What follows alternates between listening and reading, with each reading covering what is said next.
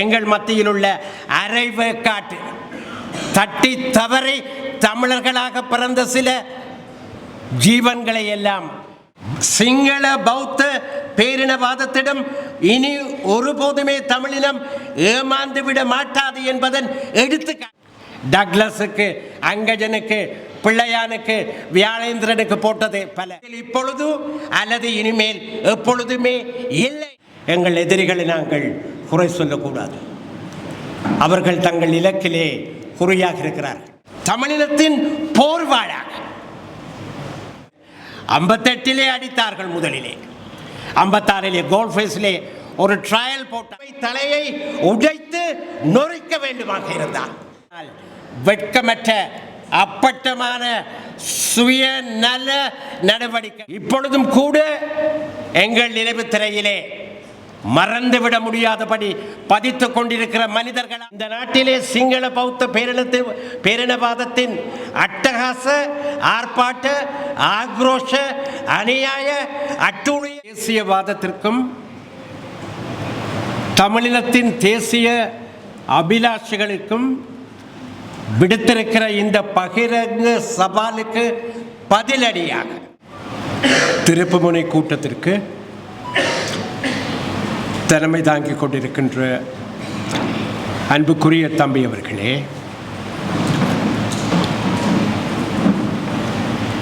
எதிர்காலத்தில்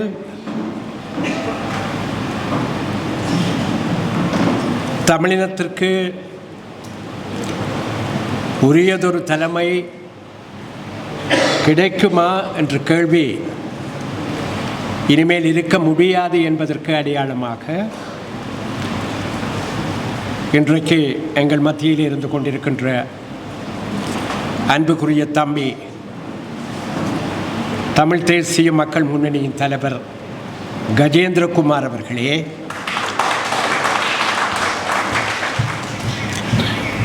நாங்கள் எல்லோரும் ஒன்றாக இணைந்து ஒரே குறிக்கோளுடன், ஒரே இலக்குடன், ஒரே கொடியின் கீழ் அமைத்திருக்கின்ற தமிழ் தேசிய பேரவையின் உறுப்பு கட்சிகளில் ஒன்றான தமிழ் தேசிய பசுமை இயக்கத்தின் தலைவரும் நீண்ட நாள் அரசியல் போராளியுமான தம்பி ஐங்கரநேசன் அவர்களே, அவரை போலவே நீண்ட நாள் அரசியல் நடவடிக்கையாளரான தம்பி அருந்தவபாலன் அவர்களே, அன்புக்குரிய தம்பியும் தமிழரசு கூட்டமைப்பின் தலைவருமான தவராஜா அவர்களே, கடந்த 50 வருஷங்களுக்கு மேலாக தன்னுடைய மாணவ பருவத்திலிருந்தே அரசியல் ரீதியாக வேறு பாசறையில் இருந்த நேரத்திலும் கூட உள ரீதியாக, கருத்து ரீதியாக, குறிக்கோள் ரீதியாக என்னுடன் இணைந்து பயணித்து வந்திருக்கிற தம்பி சிவாஜிலிங்கம் அவர்களே, மேடையில் அமர்ந்திருக்கின்ற ஏனைய நண்பர்களே, தம்பிகளே, இங்கே நாங்கள் எதிர்வரும் தேர்தல் களத்திலே எங்கள் தமிழ் தேசிய பாசறையின், தமிழ் தேசிய பேரவை, தமிழ் தேசிய பாசறையின் போராளிகளாக நிறுத்தியிருக்கின்ற வேட்பாளர்களே, ஆதரவாளர்களே, நடவடிக்கையாளர்களே, உங்கள் எல்லோருக்கும் என்னுடைய தாழ்மையான வணக்கம். நான் நம்புகிறேன் நாங்கள் வரலாற்றின் திருப்பு முனையிலே நின்று கொண்டிருக்கிறோம். இந்த மண்டபம் பல்வேறு சந்தர்ப்பங்களிலே பல்வேறு நிகழ்வுகளை சந்தித்திருக்கிறது. ஆனால் இந்த நிகழ்வு நான் நம்புகிறேன் முற்றிலும் வித்தியாசமானது. மீண்டும் சீரமைக்கப்பட்டு பொலிவோடு காட்சியளிக்கிற இந்த மண்டபத்திலே இந்த நிகழ்வு வரலாற்றிலே நிச்சயமாக ஒரு திருப்பு முறைக்கு கட்டியம் கூறுவதாக அமையும் என்பது என்னுடைய நம்பிக்கை. எங்களை பொறுத்த மட்டிலே நாங்கள் நின்றிருக்கிற இந்த அரசியல் சூழ்நிலையை, அதாவது சிங்கள பௌத்த பேரினவாதத்தின் அதிகாரபூர்வமான பிரதிநிதியாக அபரிமிதமான அமோகமான ஆதரவுடன் ஆட்சி பீடத்தில் அமர்ந்திருக்கிற ஜனதா விமுக்தி பெரமுறை தமிழ் தேசியவாதத்திற்கும் தமிழினத்தின் தேசிய அபிலாஷைகளுக்கும் விடுத்திருக்கிற இந்த பகிரங்க சவாலுக்கு பதிலடியாக இதுதான் எங்கள் தரப்பினுடைய நிலைமை என்பதை திட்டவட்டமாக எடுத்துக்காட்டும் விதத்தில் தான் இந்த அமைப்பினை, இந்த ஒற்றுமை அணியினை, தமிழ் தேசிய பேரவையினை நாங்கள் நடத்தியிருக்கின்றோம். தமிழ் மக்களுக்கு கடந்த சில வருடங்களாக ஒரு ஸ்திரமான தலைமை, தெளிவான திட்டவட்டமான நிலையான நிலை குலையாத, தள்ளாடாத, தளம்பாத, உறுதியான, உக்கிரம் மிகுந்த தலைமை தேவைப்பட்டிருக்கிறது. அதை எமது மக்கள் கடந்த பல வருடங்களாக எதிர்பார்த்து நின்றார்கள். அதை கொடுக்க முடியுமா என்று இங்கே மேடையில் உள்ள நாங்கள் அனைவரும் வெவ்வேறு கோணங்களில் நின்று வெவ்வேறு தளங்களில் நின்று தனித்தனியாகவும் கூட்டாகவும் சிந்தித்த சந்தர்ப்பங்கள் பல உண்டு. ஆனால் எங்கள் மத்தியிலே புரையோடி போயிருக்கிற பதவி ஆசை, சுயநல வெறி, நான் எனது என்கிற அந்த எண்ணம், அரசியல் என்பது எனது மக்களுக்காக அல்ல, எனது தேசத்திற்காக அல்ல, ஆனால் எனக்காக, என்னை சார்ந்தவர்களுக்காக, எனது குறுகிய கனவுகளை நான் நிறைவேற்றிக் கொள்வதற்காக என்ற அடிப்படையிலே சிந்தித்து வந்திருக்கிற சில சுயநல கிருமிகளின் தொடர் நடவடிக்கைகளினாலே எங்களாலே ஒரு ஒன்றுபட்ட உறுதியான தலைமையை தமிழ் மக்களுக்கு வழங்க முடியாமல் இருந்தது. ஆனால் இன்றைக்கு அந்த நிலைமை இல்லை.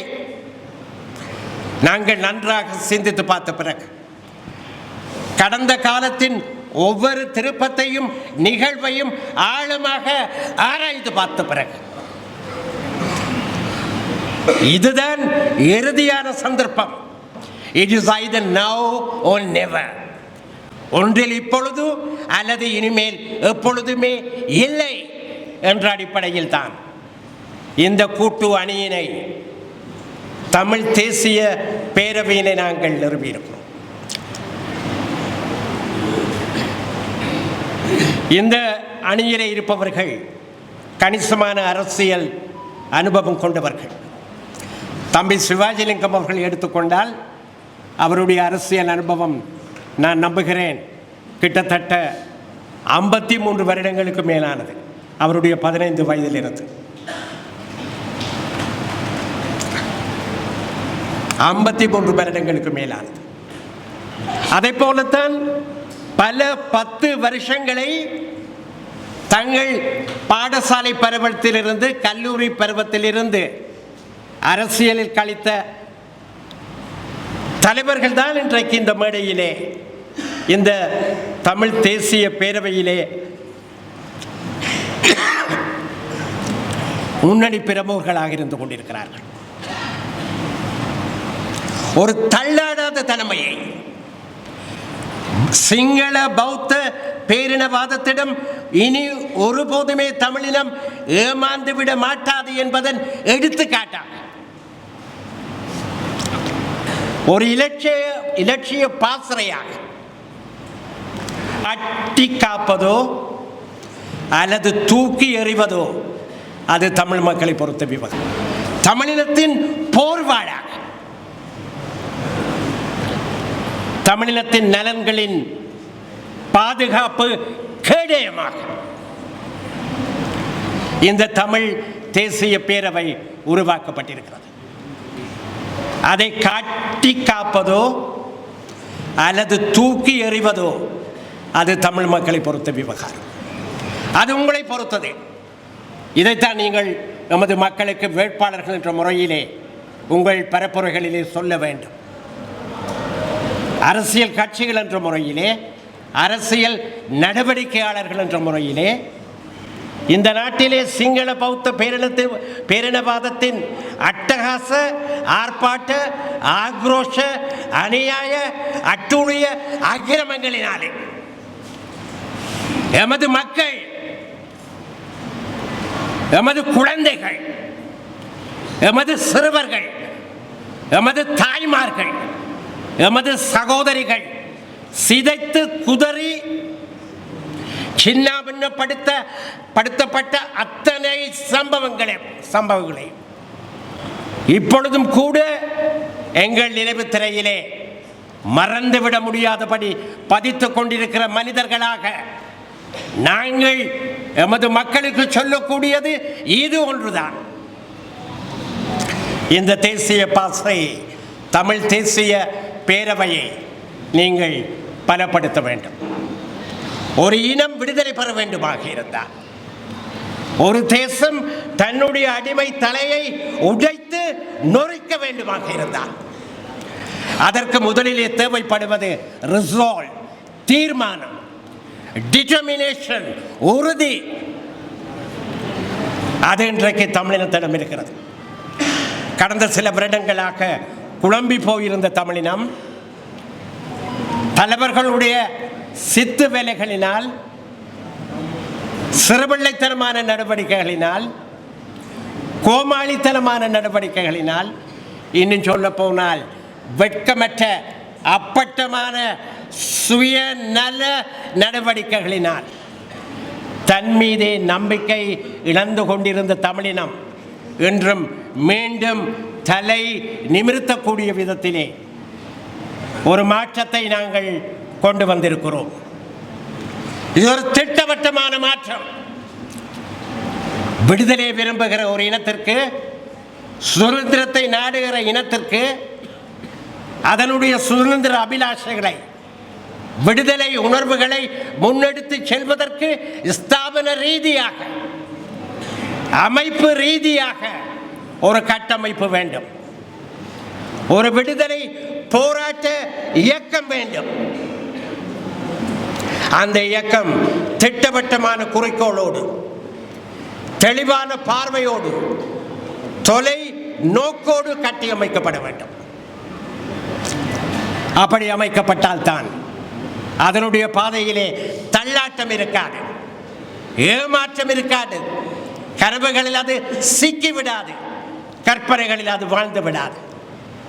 நிஜத்திலே, நிலத்திலே காலை பதித்தபடி அதனுடைய தலைமை தீர்மானத்தோடு, உறுதியாக, பொறுப்போடு, விசுவாசத்தோடு, கடுமை உணர்வோடு, நேர்மையோடு, மனச்சாட்சியோடு தன்னை நம்புகிற தேசத்தை வழி நடத்த முடியும், நடத்த வேண்டும். இதுதான் போராட்டத்தின் அரை பகுதி. விடுதலை போராட்டத்தின் அரை பகுதி என்பது இதுதான். மிகுதி போராட்டம், ரியல் ஸ்ட்ரகிள் போராட்டம், அது தானாக வரும், தானாக வரும். நண்பர்களே, சகோதர சகோதரிகளே, நாங்கள் இவ்வளவு விலை கொடுத்திருக்கிறோம் இந்த விடுதலைக்காக.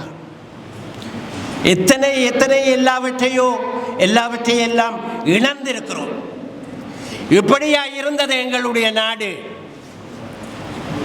56க்கு முன்னால், 60க்கு முன்னால், 65க்கு முன்னால், ஏன் 70க்கு முன்னால்? உங்களில் பலருக்கு அதை கற்பனை பண்ணி பார்க்கவும் முடியாது. நீங்கள் அப்பொழுது பிறந்திருக்கக்கூடவில்லை. உங்களுடைய பெற்றோர்கள் கூட இளைஞர்களாக இருந்திருப்பார்கள். ஆனால் 77க்கு பிறகு நாங்கள் கண்டது என்ன? 58 அடித்தார்கள். முதலிலே 56 கோல்ஃபேஸிலே ஒரு ட்ரையல் போட்டார்கள். சிங்களம் மற்றும் மசூதாவுக்கு எதிராக ஒன்றுபட்ட தமிழ் தலைவர்கள் கட்சி வேறுபாடுகளை மறந்து அணிதிரண்ட பொழுது அங்கே அடி விழுந்தது.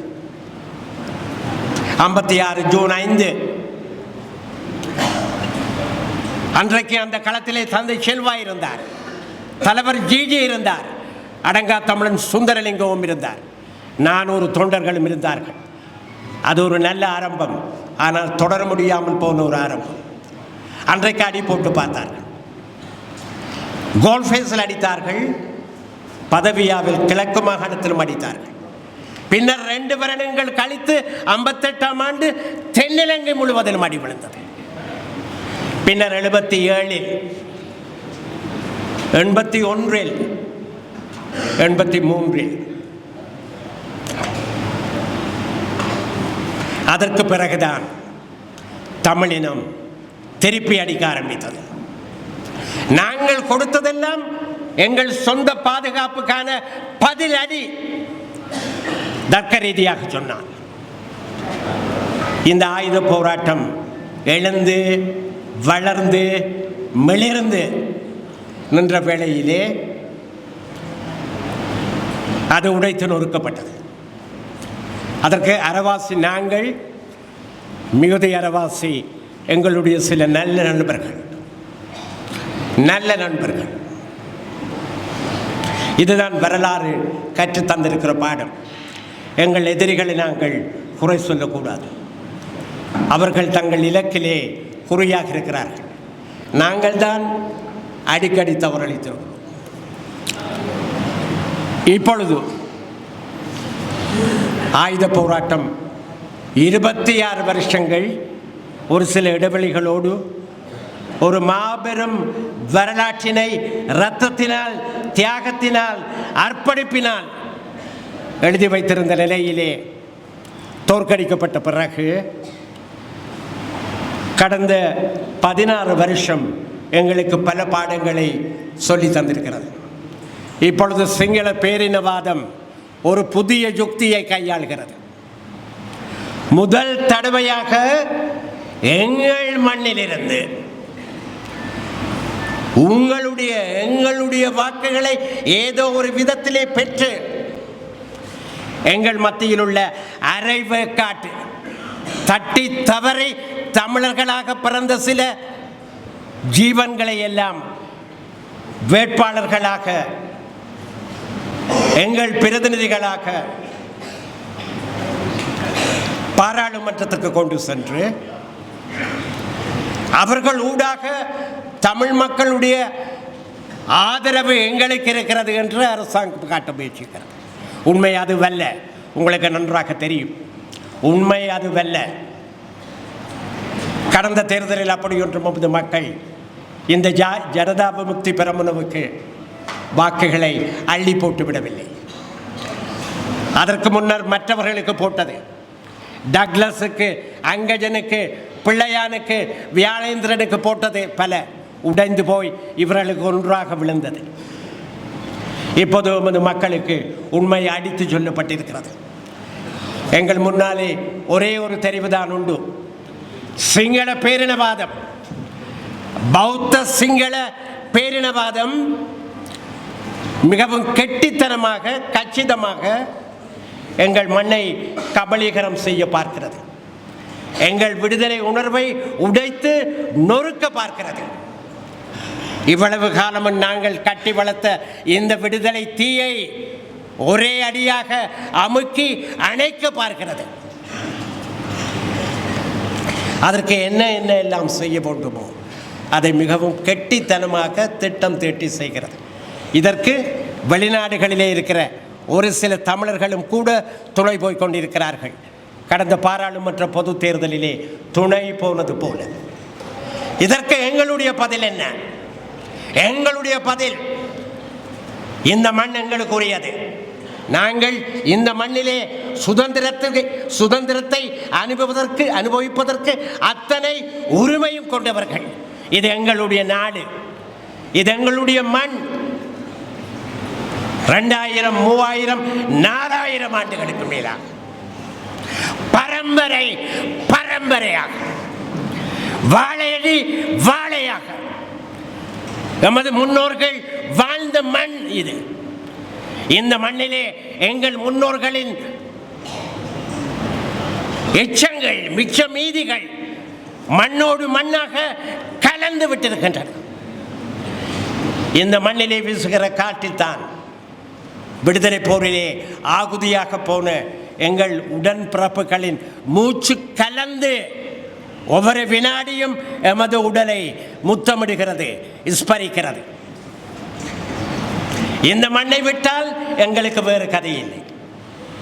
இந்த மண்ணை நாங்கள் எந்த நிலையிலும் விட்டு கொடுக்க தயாரில்லை. இந்த மண்ணிலே எங்களை நாங்களே ஆள வேண்டும், எங்களை நாங்கள் மட்டும்தான் ஆள வேண்டும். இதைத்தான் நாங்கள் கோரி நிற்கிறோம். இதில் இரண்டாவது கருத்துக்கு இடமில்லை. வெட்ட வெளிச்சமாக திட்டவட்டமாக நாங்கள் சொல்கிறோம். சர்வதேச சட்டத்தின் கீழ் ஏற்கப்பட்டிருக்கிற அடிப்படை உரிமையான சுய நிர்ணய உரிமையின் கீழ் எங்கள் மண்ணிலே எங்களை நாங்களே ஆள்வதற்கு எங்களுக்கு சகல உரிமையும் உண்டு.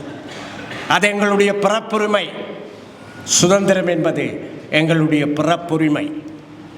இந்த அடிப்படையில் தான் வீரியம் நிறைந்த, வீரம் நிறைந்த, தீரம் நிறைந்த, துணிவு நிறைந்த, தெளிவு கொண்ட ஒரு விடுதலை போராட்ட இயக்கமாக தமிழ் தேசிய பேரவையை நாங்கள் தமிழினத்தின் முன்னாலே நிறுத்தி இருக்கிறோம். இது உங்களுடைய பேரவை, இது உங்களுடைய பாசறை. இதை மேற்கொண்டு முன்னெடுத்து செல்ல வேண்டியது உங்களுடைய கடமை. மன்னார் முதல் பொத்துவில் வரையிலே பறந்து விரைந்து கிடக்கிற எங்கள் தமிழினத்தின் ஒவ்வொரு சதுர சென்டிமீட்டர் மண்ணிலும், ஒவ்வொரு சதுர அங்குல மண்ணிலும் எமது குழந்தைகளின் சிறார்களின் துகள்கள், உடல்களின் துகள்கள் கலந்து விட்டிருக்கின்றன என்பதை நாங்கள் எந்த சந்தர்ப்பத்திலும் மறந்துவிடக்கூடாது. அப்படி கலந்து கிடப்பது இயற்கையினால் அல்ல, அவர்களுடைய தியாகத்தினால், அர்ப்பணிப்பினால், இந்த மண்ணின் மீது அவர்கள் கொண்ட தீராத பாசத்தின் வெளிப்பாட்டினால். இந்த போராட்டத்தை நாங்கள் எந்த சந்தர்ப்பத்திலும் கைவிட முடியாது. இதை இடையிலே கைவிடுவது என்பதற்கு எந்த விதமான நியாயமும் இருக்க முடியாது. நாங்கள் கைவிட மாட்டோம். உறுதியாக தமிழிலும் சொல்கிறது, கைவிட முடியாது, கைவிட மாட்டோம், கைவிடப்பட மாட்டாது.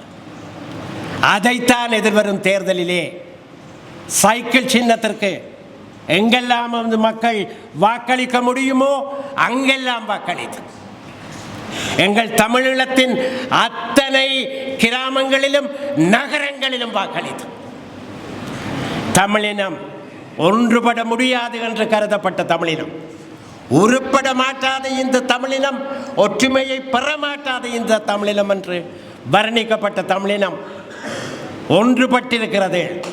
ஒரே கொடியின் கீழ், ஒரே தலைமையின் கீழ், ஒரே குறிக்கோளுடன், ஒரே இலட்சியத்தை நோக்கி. அது அங்கோ இங்கோ திரும்பி பார்க்க தயாரில்லை. இந்த செய்தியை தமிழ் மக்கள் எதிர்வரும் 6ஆம் தேதி முழு உலகத்திற்கும் எடுத்து சொல்ல வேண்டும். தமிழ் மக்கள் அந்த கடமையை செய்வார்கள். அந்த கடமையை செய்வதற்கு நீங்களும் நாங்களும் எங்களால் இயன்ற வரையிலே துணை நிற்போம். இங்கே பார்வையாளர்கள் வேண்டாம், அதை மக்களுக்கு சொல்லுங்கள். எடுத்து பங்காளர்கள் வேண்டும். சகலரும் தங்களால் இயன்ற சகல வழிகளிலும் பங்களிக்க வேண்டும். இந்த பிரச்சனைக்கு தீர்வு விரைவாக வேண்டும், இறுதியாக வேண்டும், உறுதியாக வேண்டும். எங்கள் கண்களுக்கு முன்னாலே, எங்கள் காலத்திலேயே வேண்டும். அதை நாங்கள் உறுதிப்படுத்துவோம். நன்றி நண்பர்களே, நன்றி தம்பிகளே, நன்றி தங்கிகளே, நன்றி குழந்தைகளே.